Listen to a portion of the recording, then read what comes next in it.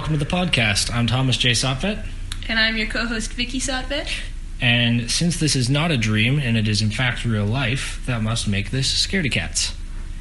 So Vicky, have you ever heard of the Megascoletus australis? No, but it sounds, if I get my Latin correct, the large, unknown worm? Yeah, that's really, really close, actually. It's I don't know the exact Latin translation. I just know the Latin word. And I don't really know the Latin word. I wrote it down and did my best to phonetically spell it out. You did good. I figured out if it's, in fact, a large worm thing. I figured it out. It is a large worm thing. It's a giant earthworm that lives in a place that has lots of other fun and exciting wildlife. Australia? Yeah, here you go. Bingo. They're commonly about 1 meter long, but can grow about as big as 3 meters. That is a very large earthworm. Very large earthworm, which, although they are large, they're small potatoes compared to the big boys that we've got. Looking forward to be looking at in today's episode. We're watching Tremors, for those of you out there, or as I like to call it, Giant Worms v. Bacon. Because Kevin Bacon's in it. Obviously. So, Vicky, what is your favorite giant worm? My favorite giant worm is the one from Dune that you get to ride on with your sand hooks and you have to steer it, and that's how you become a man. I really like Dune. You were really ready for that question. I think my favorite worm is probably the one that pops out of the asteroid and tries to eat the Millennium Falcon. Also a good worm. Although that's got no name, I don't think. I mean, I'm sure it does. The Star Wars asteroid worm. We're going to get some emails telling us the exact name and birth date of this worm. Yeah, next time I got to make sure to do my research on the Wikipedia, which I believe is the official Star Wars Wikipedia. Anyways, why don't we start by asking Vicky what Vicky knows about the movie. What do you know about Tremors, besides Kevin Bacon's in it and that there are giant worms? I think it's in Texas. Maybe you're looking confused, so maybe it's not in Texas. I'm not sure exactly where it is. It's in some desert place. Okay, is it in the United States? It's definitely in the United States. Nice. No, it's definitely not like an Arabian Karakum desert or Rubicali desert. No. Okay, that's it. That's all I know. Is it's Kevin Bacon giant worms, and it's somewhere in the States. All right. Well, it's a film about giant worms, as you pointed out, directed by Ron Underwood, who also directed the Adventures of Pluto Nash. What an interesting filmography. Yeah, he earned a Razzie for that one. Currently, Pluto Nash sits at 4% on Rotten Tomatoes. Tremors did a lot better. People like Tremors. People do not like The Adventures of Pluto Nash. Well, it's the charismatic energy that Kevin Bacon exudes. Well, The Adventures of Pluto Nash had Eddie Murphy in it. It's not the same kind of suave, effortless charisma, though. No, it's not. Kevin Bacon is in it. It was written by S.S. Wilson and Brent Maddock. Brent Maddock went on to write Tremors 1 through 4, and there's a TV show, I guess, as well. They made Tremors into a TV show? They made Tremors into a TV show. It's on Sci-Fi. I have never, ever seen an episode. I didn't even know that there were 4. I knew there were 4 of them, actually. I've seen all 4. But apparently there's also a fifth one. We're probably not going to be covering that unless we run out of movies. How many ways can giant worms eat people? I assume the giant worms are eating people. They don't stay giant worms for long. This series kind of goes off the rails a little bit, in my opinion. You'll see. The first film is all about the worms, though. So okay. That's what's important. Okay. Starring Kevin Norwood Bacon. Is there a reason we threw his last name? Are we just feeling a little saucy today? Well, no, I just thought that was an awesome middle name, and I had I don't know, for some reason, I thought that Kevin Bacon was the type of person to not have a middle name. Because everyone calls him Kevin Bacon? Because it's just Kevin Bacon, but Kevin Norwood Bacon. Norwood's an awesome name. Gotcha. He's also in Friday the 13th Part 1, which I remembered, Kevin Bacon, in 1980. He was in that. To be fair, Kevin Bacon is in everything from 1980. Yeah, for a while. He was in Footloose in 1984, as you all know. And then he was in Tremors the same year as when he was in Flatliners, which is another movie that we'll be covering eventually about med students trying to die and then be brought back to life to try and see into the afterlife, and shenanigans ensue. If you pay close attention when we get to the Flatliners episode, Tom will ask me what I know about it, and I'm just going to quote that sentence verbatim because I've never heard of this film before. Shenanigans ensue. And then we've got Fred Ward playing Earl Bassett, who is Kevin Bacon's, I don't want to say his Watson, He's more like a equal partner to Kevin Bacon in this movie. He does not ride shotgun. He's not second fiddle. But I can't think of who to compare him to. I don't know. What's the Vin Diesel movie that just came out? The Fast and Furious. Oh, I don't know. Hobbs and Shaw. Is he the Hobbs to his Shaw? Well, I don't know. I've seen the first Fast and Furious film when they were stealing like VCRs. Man, that series really ramped up, didn't it? A little bit. Is he the Matt Damon to the George Clooney in the Ocean series? Also a series I'm not super familiar with. Oh, man, you're killing me. I know, I'm sorry. I'm sorry. I'm not really into heist films. What can I say?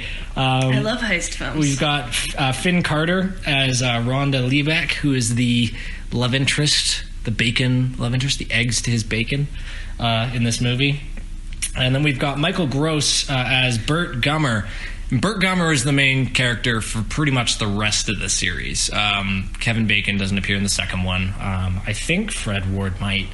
I think Earl returns. But Burt is the main character, definitely, of the rest of the movies. He's also the dad in Family Ties, and Ted Mosby's dad in How I Met Your Mother. What a great acting good career. Filmography. Tremors has made a total to date of $16.67 million at the box office, which is not a bad return for a creature feature directed by the same guy who directed The Adventures of Pluto and Ash. A couple quick factoids, now it's still factoids because they're called graboids. There's no good pun there.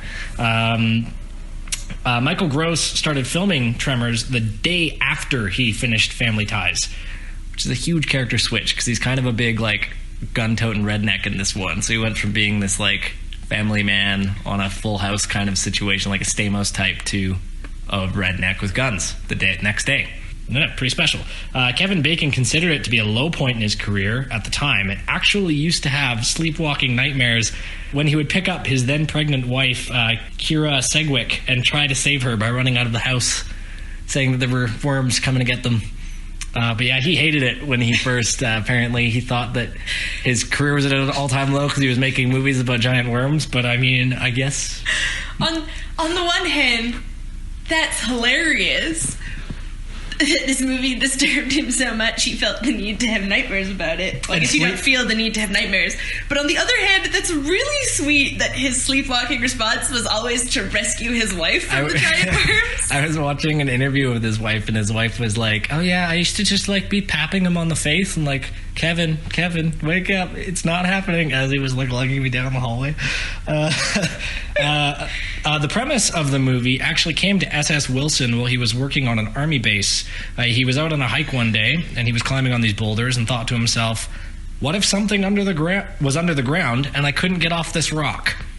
Years later, Tremors was born.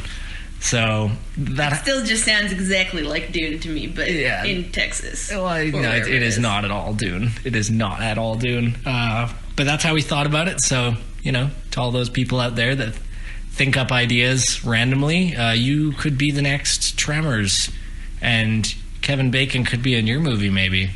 Who's the modern equivalent of Kevin Bacon? One of the Chris's, probably. One of the Marvel Chris's. Chris Pratt, Chris Evans, Chris Hemsworth. It would probably be Chris Pine. Yeah, the Chris's. Yeah, you know what? Yeah. Chris Pine is definitely the new Kevin Bacon. Chris Pine does seem to be in everything. Not in everything, but he's in a lot of things. He's in a lot of stuff. And you're right, he's not as, like, goofy as the other three. I don't know, does that mean? But, like, the other three seem to be in, like, Marvel movies, like more lighthearted kind of movies, whereas I feel like Chris Pine takes some pretty... And that's not saying that the other guys don't take serious roles, and not saying that Marvel is not serious roles, but never mind, I've dug myself into a hole here. Moving on to the next factoid. Would you like me to give you a shovel? No, that's okay. The movie was originally supposed to be titled Land Shark, but the SNL skit came out around the same time, so they had to change the name. The Land Shark SNL skit. Yeah. Which is the Jaws parody. So yeah, they had to change the name because Land Shark was taken by SNL before they could make Tremors. I want you to know that just made me laugh so hard my nose has started bleeding. Oh no. Oh. Carry on. I'm fine. Delicious. Okay. All right. I guess how how spooky do you think this is going to be? How prepared are you feeling for... I'm feeling fairly confident about this one. Feeling pretty confident? Nosebleed aside. Yeah, it's gross. It's everywhere. It's not everywhere. Bleeding everywhere. No, I'm not. No. But I feel fairly confident, A, because I still feel in some part of my heart like it's just gonna be like a slightly scary Dune, and I love the book Dune, and even the cheesy 80s movie I love. When that remake comes out, I'm gonna take you to the theater and we're gonna go see Dune in its beautiful 2019 glory. But also, I don't know, Kevin Bacon just does not seem like a scary thing to me, so I'm feeling confident. Kevin Bacon's not the horror. He's not the worm. Kevin Bacon does not play the giant worms. I'm aware, but I'm feeling confident. That's all I'm saying. But could imagine me if you will, for a moment, this big hole being dug and Kevin Bacon's head just being popped out of it, and him trying to grab someone and pull them underground. Get off me, Kevin Bacon. No. His pregnant wife, maybe. Exactly. That's kind of all I got for facts about Tremors. So unless you have anything else to say... Okay, well, before we quit out of part one, I wanted to give a quick shout out to our sound editor. My brother, Kyle Sotvet, has been very nice in his sound editing these episodes.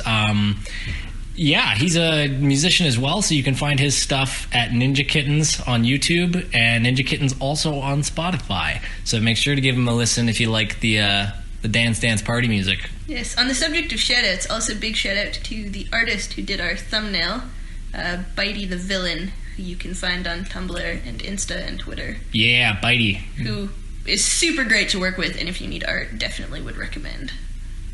Yeah. Great stuff. Just look at our thumbnail. See its beauty. That is Bitey. All right.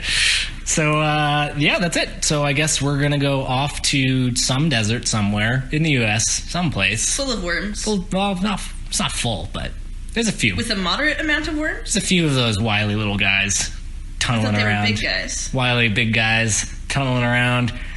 So we will be right back once we conclude watching Tremors. Stay frosty.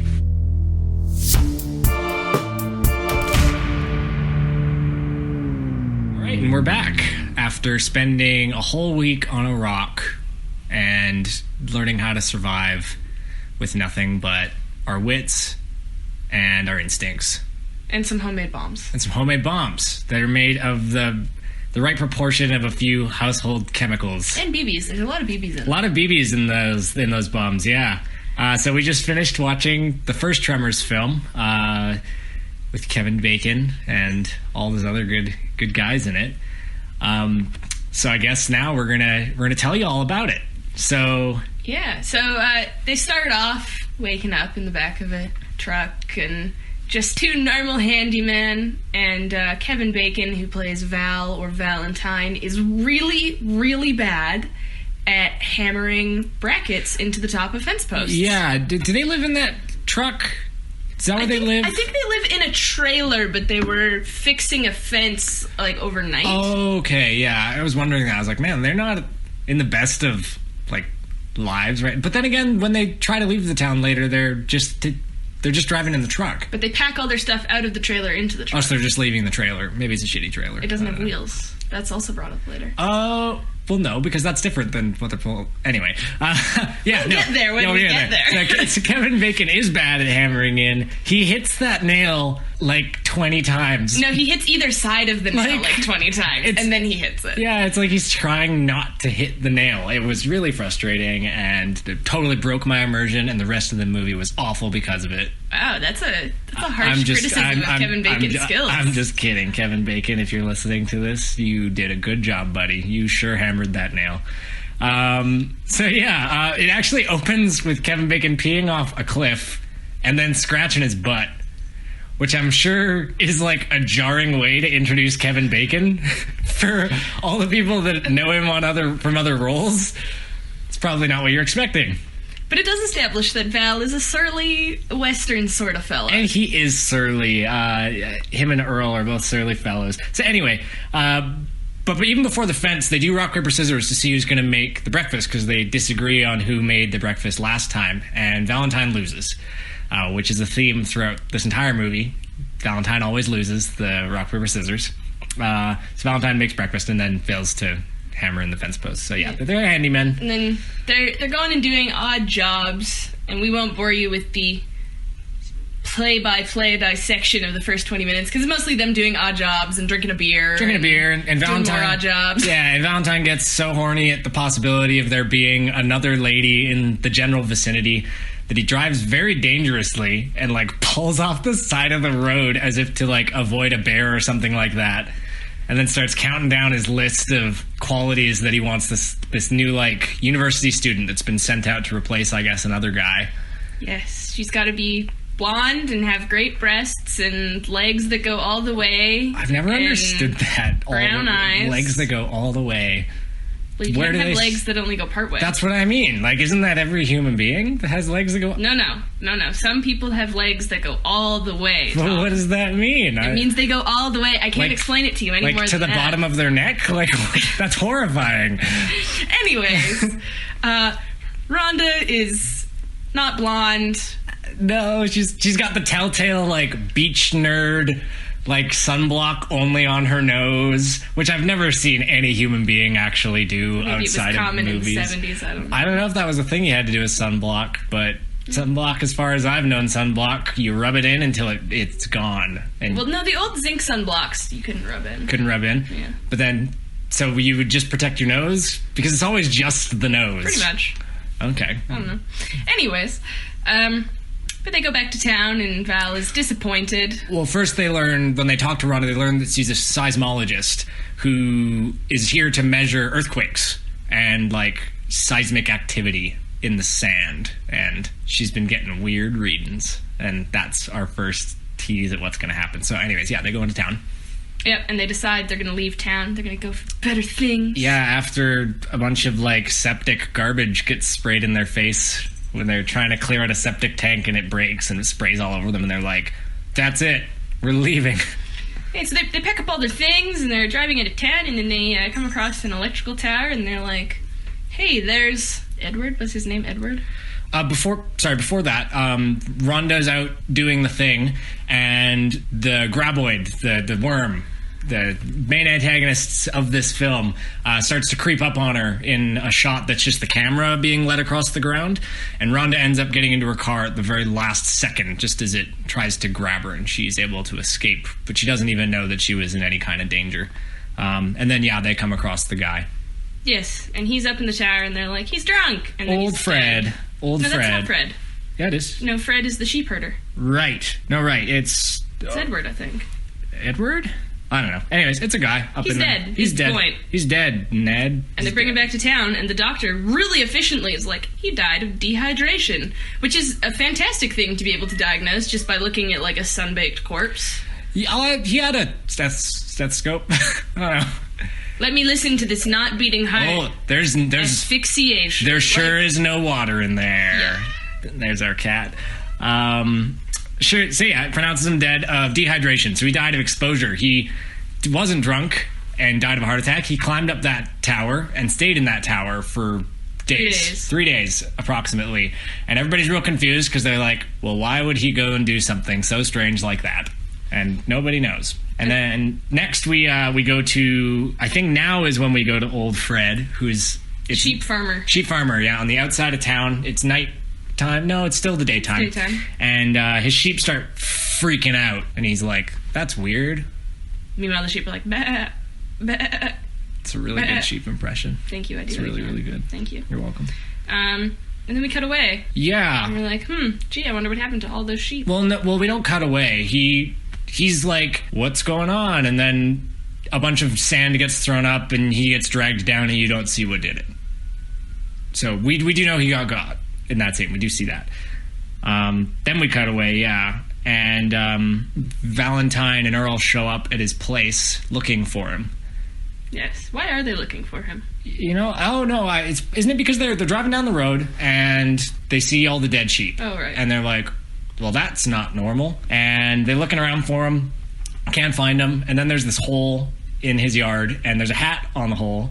And the only time in the movie that seemed to, like, noticeably scare you was he pulls the hat off of the hole, and there's a severed head underneath, and it makes this, like, wee, wee noise. Listen, I was not expecting a severed head. The thing I found really funny about these opening kills, the first couple people to die, is the graboids, like, dismember them. And leave them. I think it's just eating, and then, like, the head is the last bit to go in, so it just has finished its mouthful by that point. It's just like, no, that's enough for me. Leave the head there. I don't know. It's a giant worm. It just bites down, and then it's like lunch, and then it goes on its way. I don't know. The head's the best part. Maybe if you're a zombie, going for the brains. Or a giant worm. Because, I mean, everybody else in the movie gets eaten whole. They get swallowed whole. There's, like, no chewing or anything like that. It's just, like, gulp. Yeah. So, I don't know. I found it a little weird that, like, these giant worms go from, like, being able to perfectly decapitate a guy and leave only his head to just, like, eating everybody, like, whole. That was strange to me. Anyway. Although, they're like, huh, and so they're gonna go drive to get some cops. They do. Yeah, no, you're right. They're on the road and they go for help. Sorry, I thought that they had gone back to town, but I didn't do that yet. Right. And there's some construction guys. They're like, we're doing some stuff. And they're like, what stuff are you doing? And then they carry on, and then they have to go back to town, and when they go back, the construction guys aren't there, because they've also been eaten.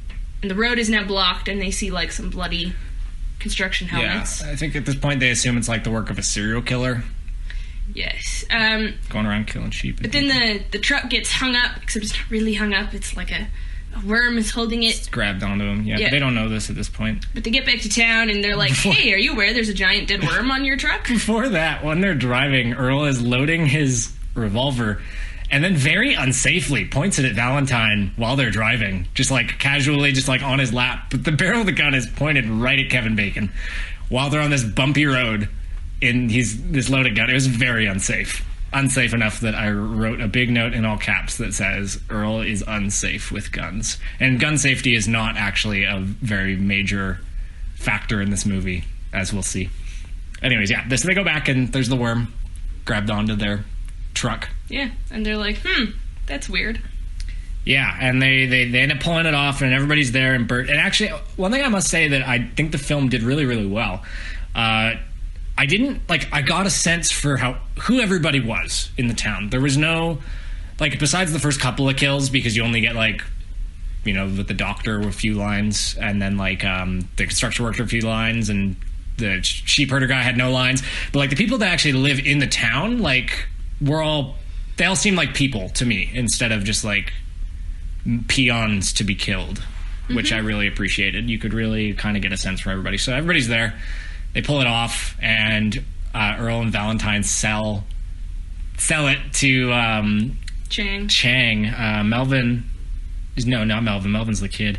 It's Chang, Walter Chang, of the convenience store for $15. Yes, and then they're taking pictures with it. Yeah, and that's all well and good. And then I was like, those worms are much smaller than I was expecting. And then immediately after I wrote that note.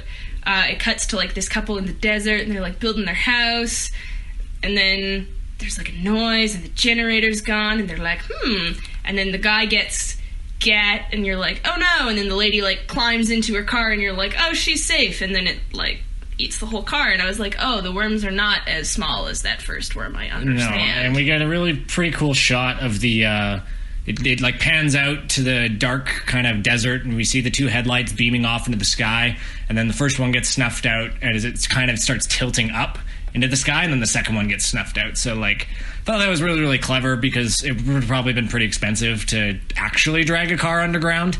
So the fact that they chose to represent it in that way instead, I thought was much neater and a little bit more unsettling for me, anyway. Yes. Very, very quiet. Yeah. Then they realize they have to go talk to the forensic lady, seismologist. I don't know why I just called her a forensic lady. She's not at all. You're making the exact same mistake that everybody in the movie makes, because they all assume that she's an expert in everything, and she's like, no, I'm just a seismologist. That's true. They keep asking her all these questions about the worms, and she's like, why are you asking me? I don't know this stuff. Yeah, and they're all in the bar, and they're talking about how there's more of them after, because the next day, Valentine and Earl go out to look for the doctor and find the car buried underground still playing the radio from when it was originally dragged underground. Yes, and they're riding horses at this point. Yes. Are they? I think. No, their truck's still good to go. Oh, right. At this point. Then they're just like, oh, hell. And I don't know. I think maybe that's the part of the movie where they go and they find the dead construction workers. I don't remember. I'm getting that kind of mixed up. And we just saw it, so I don't know. But anyways. The point is, they realize some shit's going down and some people are dying. And the roadway's out. They can't get out. Right. And I find it really satisfying, actually, that they get back to town and they're like, the worms blocked the road, and everyone's like, yes, that is a reasonable thing to do. Like, not once in the movie is anybody like, but this is impossible, even though we have this dead giant worm thing. Yeah. Which I find a lot of horror movies, in my admittedly limited experience, everyone's like, but that's impossible. Which is I mean, I guess, yeah, if you just saw this giant worm corpse, I think in most horror films the claims are unfounded. So it makes more sense to be like, yeah, sure, whatever, Timothy, or whatever. Sure, but it was nice not to have a 20-minute discussion about whether or not the worms were real. It was just nice. Like, the worms are real. It was nice. They get down to brass tacks, and they start talking in Chang's convenience store, which is kind of in the middle of this town. And the town's called Perfection, and it's not even a town. It's like 3 houses, 2 trailers, and Chang's like convenience 14. store. Population 14. Perfection, population 14. It's got a big old water tower. All right. But they're all in Chang's, and they're talking about what they're going to do about these worms. And I found it funny, because I don't remember what they were saying, but Valentine at one point says, you know, for all you know, they could fly to Earl. Which That's about the horses. No, the worms. He's talking about... He's saying the horses aren't fast. Yeah. Well, he's saying that, like... yeah, the Earl is like, well, they can't catch up to us, and I think Valentine goes like, for all you know, they can fly. Oh, I thought he was talking about the horses. No, horses can fly. They're called Pegasuses. I don't know. I thought maybe Earl was complaining about the quality of these fine farm animals. He's like, man, these shoddy horses can't even fly. What sort of garbage horses are these? The kind of horses you take back to the horse store. Yeah, and demand your money back. Be like, these guys can't even levitate. They can't even float. I want new horses filled with helium. Could you imagine a horse neighing on helium? Anyway. That'd be great. Anyways, they're not horses. But I found this line funny, that for all you know, they could fly, because as we will find out when we watch the sequels, there's some foreshadowing to those. And whether or not it's foreshadowing or inspiration, like they were going back through the script and they were like, oh shit, what if they could fly? Oh man, that would really flip this whole thing on its head. Strange. Well, they reference it twice in the movie. Now and at the end, like when it happened. Well, yeah, but I'm just saying they talk about these worms flying an awful lot, and I find it too in my face to not be like, Is 2 an awful lot now? 2 is an awful lot. Well, I don't know. Maybe I'm just crazy. Maybe I'm crazy, but that happens. Have you seen any giant worms lately? Yeah, the ones that were trying to kill us when we were up on those rocks, remember? No, I don't. I think you might be crazy. No, that happened. We were just talking about it happened. This is a recording. I can listen to it later. Anyways. Oh, I wrote twice in my notes that Melvin's the worst, and everybody in town agrees. Melvin is the worst. Melvin's the worst, because he is always like pretending like he's in danger. Even when it's very clear that there is actual danger, he keeps on like, boy who cried sheeping. And it's... Boy Who Cried Wolf? Wolf, that's the one. There were dead sheep in this movie. There are no wolves. I don't know. I've seen more sheep today than I have wolves. But yeah, Melvin... Melvin keeps on screaming, and everybody goes and runs. And he's like, oh my god. And he's just like, ha, y'all suck. And I'm like, oh man, I want Melvin to die so bad. And yeah, he didn't. But anyways, back to Valentine and Earl, who are on some horses. Yeah. And they're trotting along, and it's all well and good, until this is the point they find the buried car. And they're like, oh, we gotta ride real fast. Is it? Yeah. Because then they're like, shit, these things must be really big. Oh, man, we just saw this. How did we not... I don't know, but they're riding real fast, and then one of the horses falls over. Yeah, it gets got. Yes. And they all get... Well, the horses get, like, spooked, and then one falls over, and yeah. It's because it's being eaten by worms. It's covered in so many of those graboid worms. I wrote down when we were watching that scene that, like, when they were inventing the graboids, they must have been like, you know xenomorph mouths? Yeah. But, like, 3 of them. and way longer. Did Tremors come out after Alien? Yes. Yes. Did it? Yeah. I'm gonna say yes. So yeah, they're freaking out because the horse has just been grabbed, and so they start running along the fence line, and the fence posts are falling over one at a time as they're running to show where the graboids are chasing them, and they end up coming across the ditch.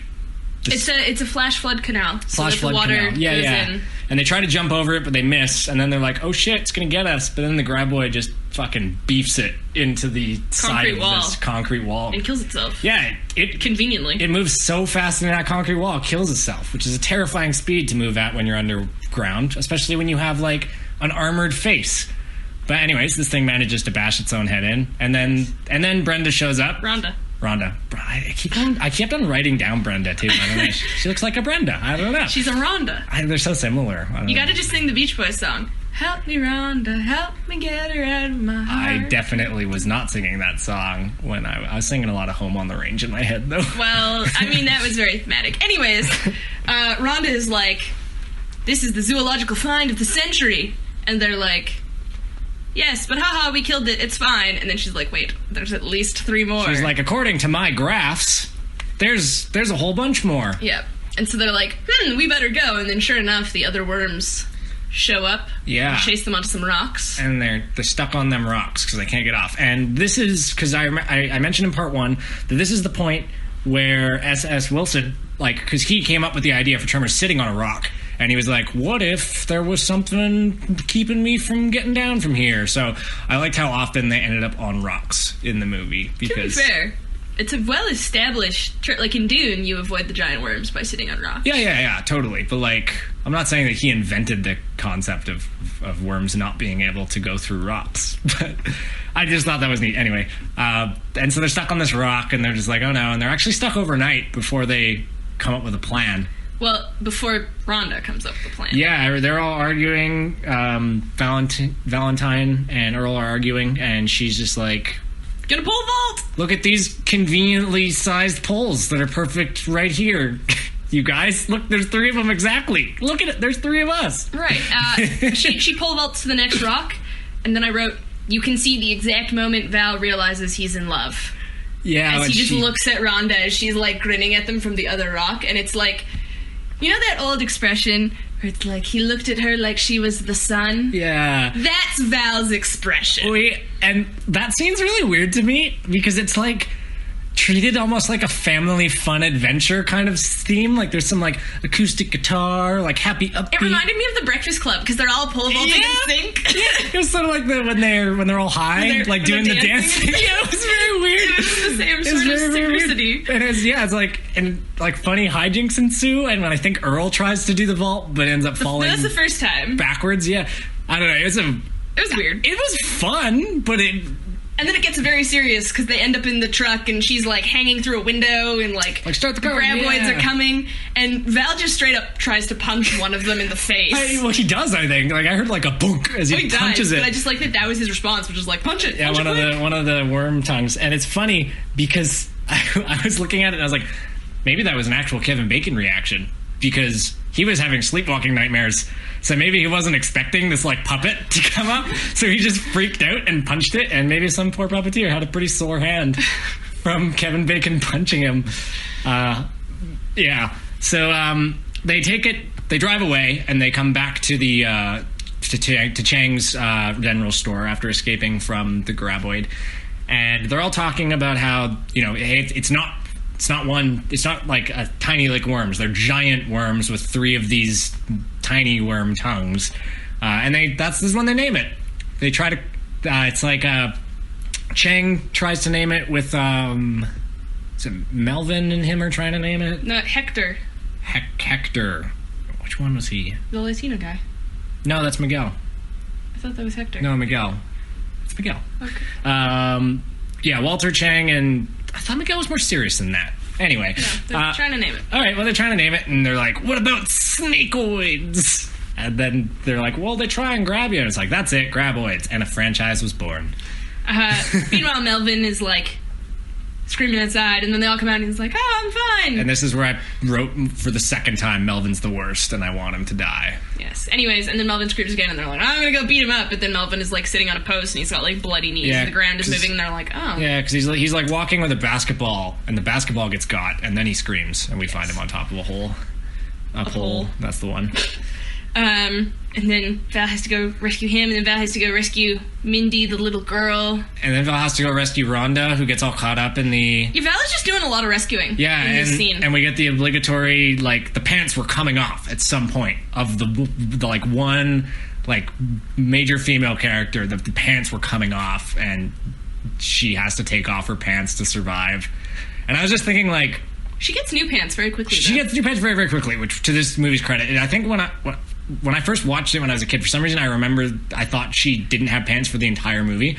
And, like, I remember going into it, I was thinking about that. I was like, doesn't she get her pants taken away at some point? And then she doesn't have pants for the rest of the film. And I'm like, why? Why doesn't someone give her some pants? What's wrong with these people? Well, fortunately, they do give her some pants. They do give her some pants. And everyone's like, okay, we gotta be quiet because they're falling by the vibrations. And you're like, all right. And then the Pepsi machine kicks on. Yeah, and Valentine jumps on top of it, and then is like, pull it away from the wall. And I guess me too, because I'm on top of it. I'm going to add my weight. I know that he was trying to reach behind, but the entire time I was like, this would probably be easier if Kevin Bacon wasn't flailing around on top of it while they were trying to pull it away from the wall. Probably.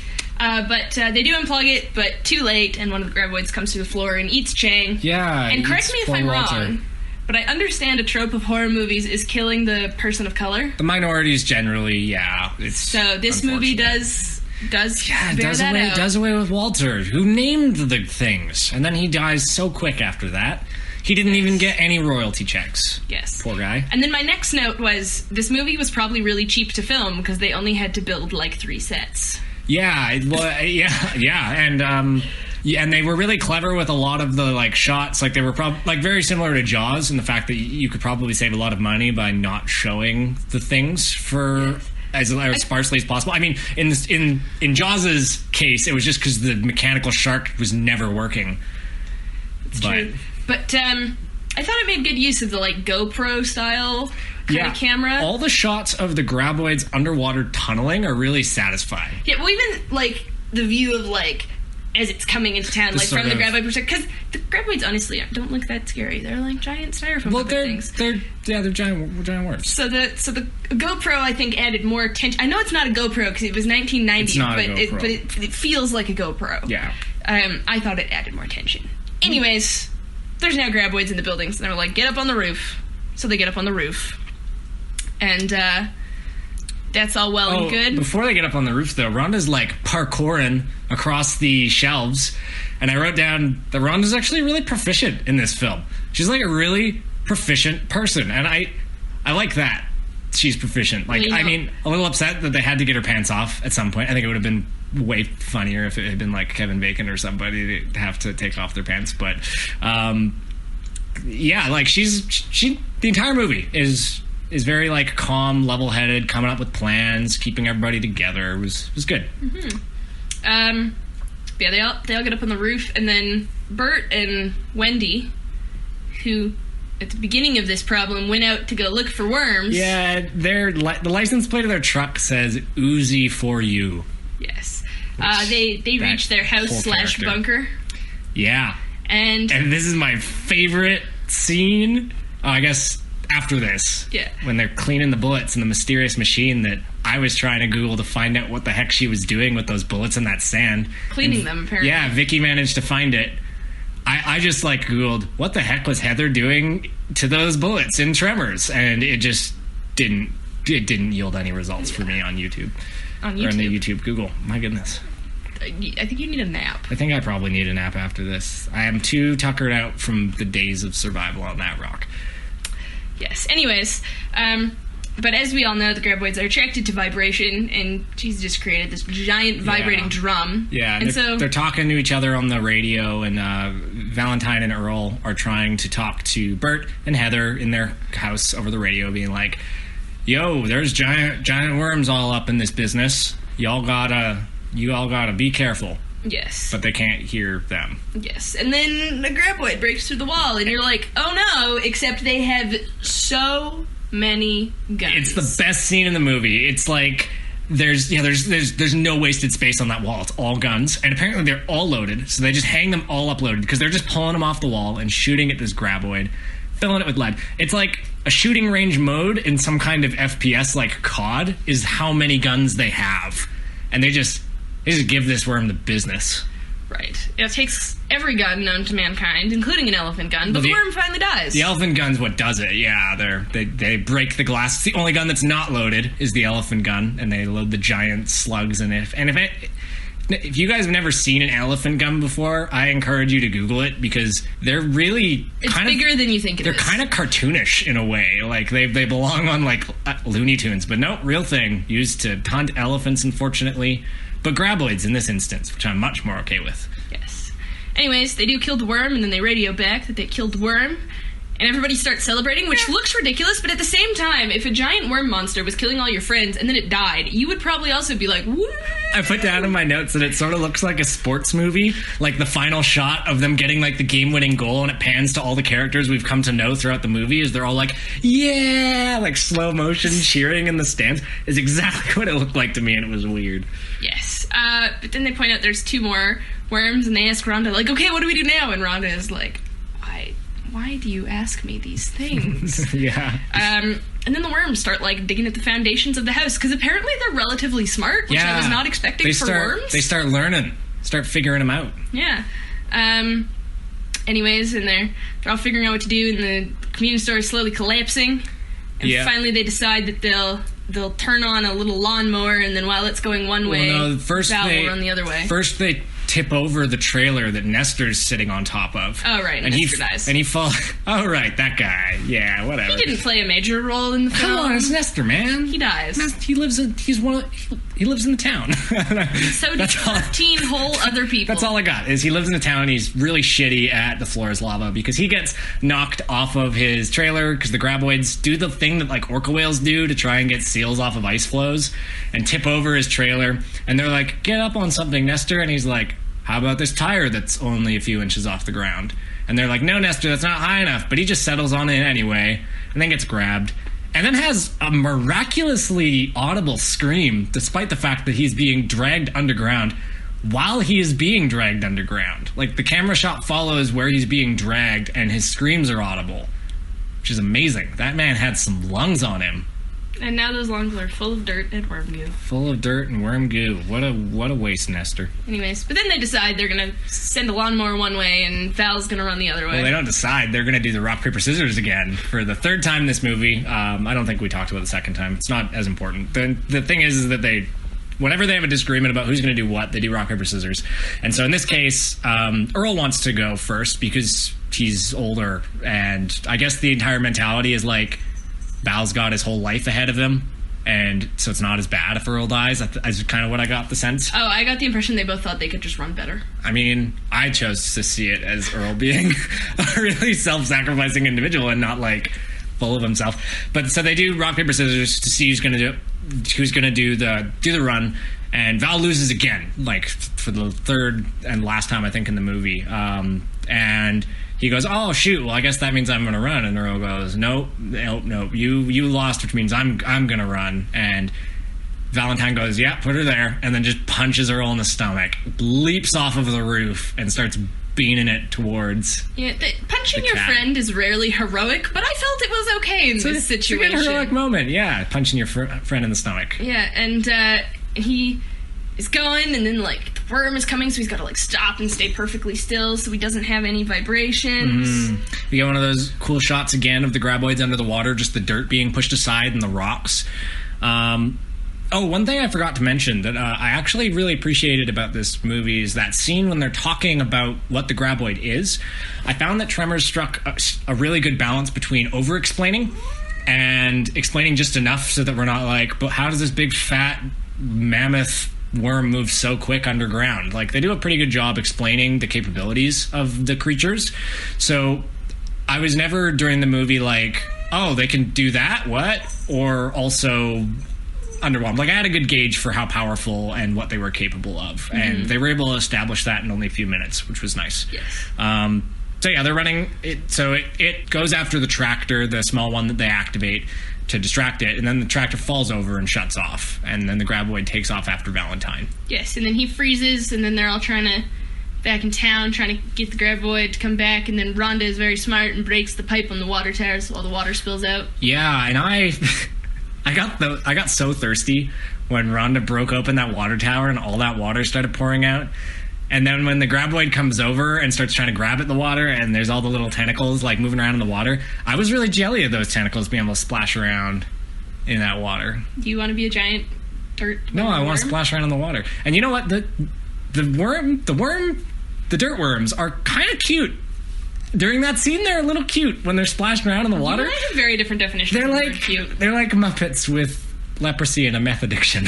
I don't know. Yeah, it's the most adorable thing I can imagine. I thought they were kind of cute in the scene splashing around in the water. I was like, yeah, you guys have fun playing. Anyways, Valentine gets the cat, which is a big tractor, and hooks up the trailery thing. The cat, yeah, it looks like a feeding trough to me, but I guess it's a trailer. Yeah. So it's this big metal thing, and they hook it up to the back of the cat.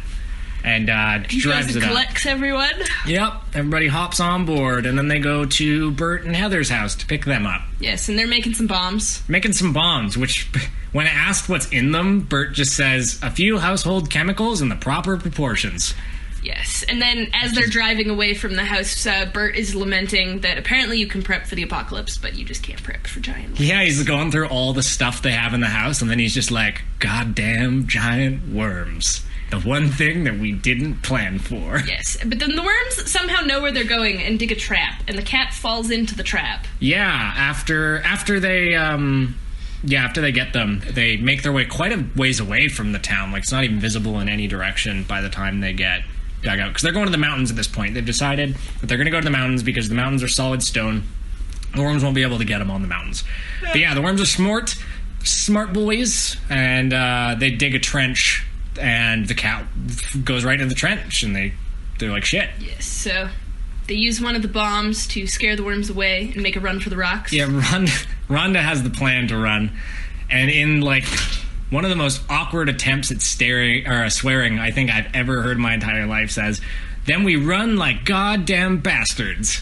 Which I'm going to start using all the time.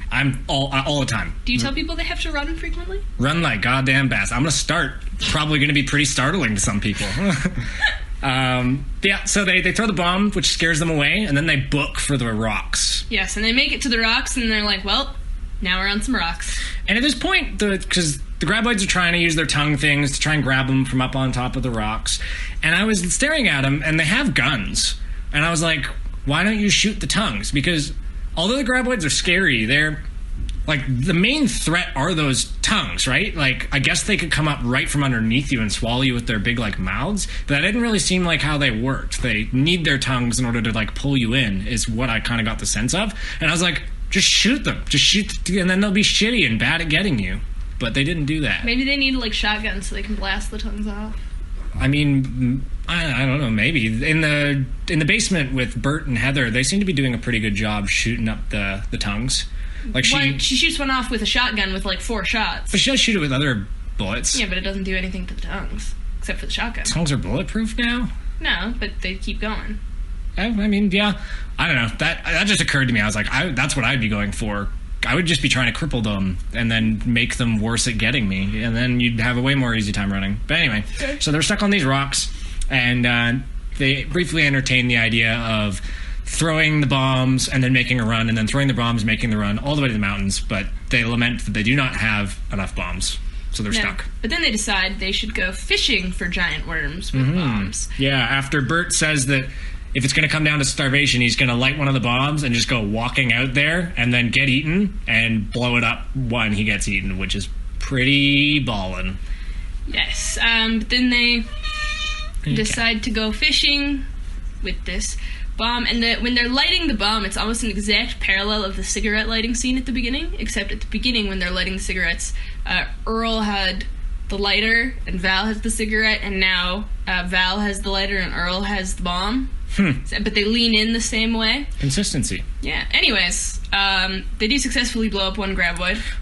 When they're lighting this fuse, because he's like, they're like, how long do you need? And Bert's adjusting the fuse, and he says, where did you get this like fuse from? And he goes, my cannon. And he goes, what? And he's like, I own a cannon. And I'm like, so I guess Bert just owns a cannon, like from a fort or a pirate ship that shoots like cannonballs. And like, I get that he's a survivalist, but like, that's crazy. Listen, sometimes you just need your personal cannon. Bert owns a cannon. Bert. Why don't they just use that? Anyway, it boggled my mind that there's somebody out in the desert who just owns a medieval kind of like cannon. It's insane. But then they kill a worm. Yeah, by fishing for it and blow it up. And they're like, let's do that again. And that works great until the graboid spits the bomb back up and it lands on all their other bombs. And this is the worm that at the start of the film, that tries to grab Val and Earl's truck, and they rip off one of its tongues. So it's missing one of its tongues. And it's clearly established throughout the movie to be the smartest one. And they're always like, ooh, it's Stumpy again. That crafty Stumpy. So he's the one that spits the bomb back out, and it just so happens to land in the bag with all the other bombs. Right, and everybody scatters, and somehow everybody manages to just hide on the other side of the rock, except for Val, Earl, and Rhonda, who end up like 100 yards away. Yeah, the main characters, it's really very jarring, actually, because it cuts to all the people like hiding on the other side of the rock, very close together, pretty close to where the bombs blew up. And then it cuts away, and they're like way out of like focus of the camera, like far into the desert are the other three main characters who just kind of like, I guess Forrest Gump ran kind of in that scene where they ran the corner and Forrest is like all the way down the street when he was just like really, really close the moment before. That's kind of what it reminded me of, because they're just suddenly like way far away. Yes. And then they're like, what do we do? What do we do? And they're all standing still because the worm has come back. And the people on the rock try to make some noise, try and bring it over. And they're just about to like run because they think the coast is clear. But then Valentine's like, wait, no, this is Stumpy we're talking about. He's a crafty worm. I never thought I would hear the words crafty and worm in the same sentence. I have. Here we are. Anyways, and Val decides that they have to run like hell towards this cliff. And so they do. He doesn't tell them that, though. He just runs off and is like, I got a plan. And everybody's like, okay, and follows him. Yes, and they're getting to this cliff, and it's really dramatic. And Earl and Rhonda are like, throw the bomb. And he's like, wait. And then he throws it behind the worm, and they're like, you missed. And he's like, no, I didn't, because the worm is scared. And it's a very Mulan moment. You missed. How could you miss? He was standing 3 feet in front of you. Right, but Val has a plan. And then it cuts to the side of the cliff, and we see the worm just barrel out through the side of the cliff. Kevin and fall Bacon to its worm doom. dodges it. He like jumps out of the way just as it comes for him because it's running from the explosion, and it flies off the cliff. And again, Val goes, "Can you fly, you sucker? Can you fly?" And I was sitting there like, "Not yet. They can't."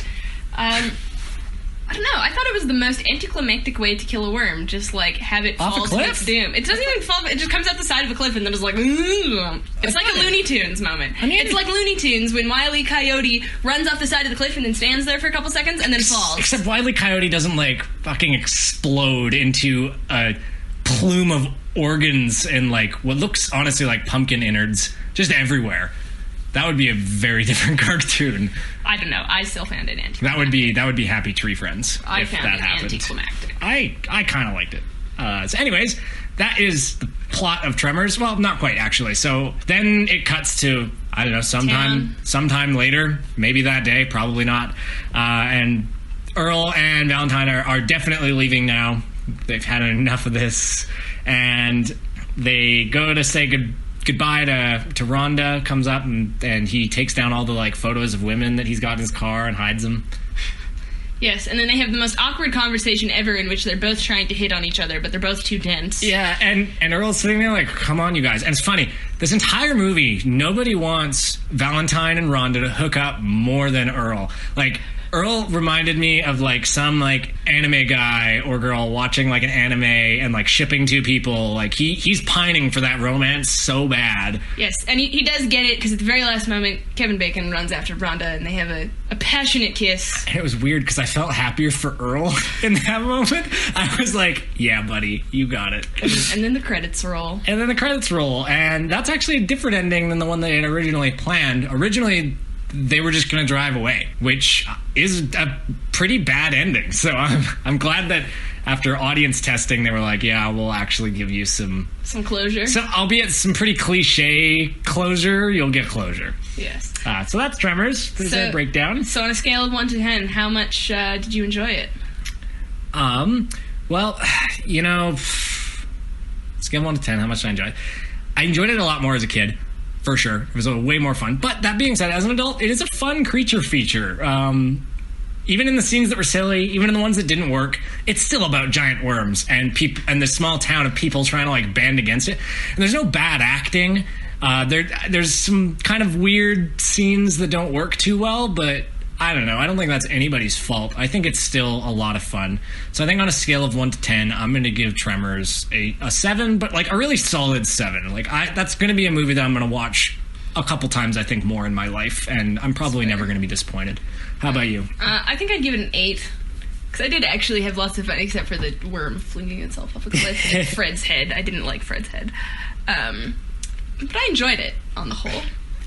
So, scale of 1 to 10, how well made do you think it was? So, how well made it? I mean, I think it did a really good job with the budget it clearly had. Like, they came up with a lot of really clever ways to show where the worm was without needing to show the worm. GoPro. It's not a GoPro though. It's a GoPro. But like with the fence posts kind of like falling over one at a time, and the dust trails, which are a little bit more lazy than everything else. But like, I don't know, it was good. So I think how well made it was. I think I'd give it an 8. Yeah, it was good. It's a good creature feature. I think I'd also give it an 8. I think it's a fair assessment. Yeah. So, scale of 1 to 10, how scary do you find Tremors? I do not find Tremors scary at all. It scared me a lot when I was a kid, though. I remember having some nightmares because I was sleeping in the basement at that time, and I was so scared because I was like, I don't have a wall of loaded guns. I just have this Nerf gun. What can I do? Me, an 8-year-old child. And I said it exactly like that in this exact voice. But yeah, it's not scary. It's a 1. It's not scary. It's fun. It's not scary. I'm gonna give it a 1.5 because Fred's head did. Are we doing scare me. Are we doing 0.5? Fine, I give it a 2. Okay. Because Fred's head did genuinely spook me. Good job, Fred's head. You were the scariest part of this movie. Well done, old Fred and your sheep. Yes. Well done. All right, so that kind of concludes episode 3 of Scaredy Cats with Tremors. Next up, we're going to be watching Friday the 13th, Part 1. And funny enough, we're actually recording this today on Friday the 13th during the spooky full moon. So you're not going to hear it for like another month, but... No, you're not going to hear it for a bit, so we didn't really time that one very well. But in the future. That's what we're watching next. So everybody grab their mama sweaters and join us for that next episode. Until then, I'm Thomas J. Sopvet. And I'm Vicky Sopvet. Good night and be cool to each other.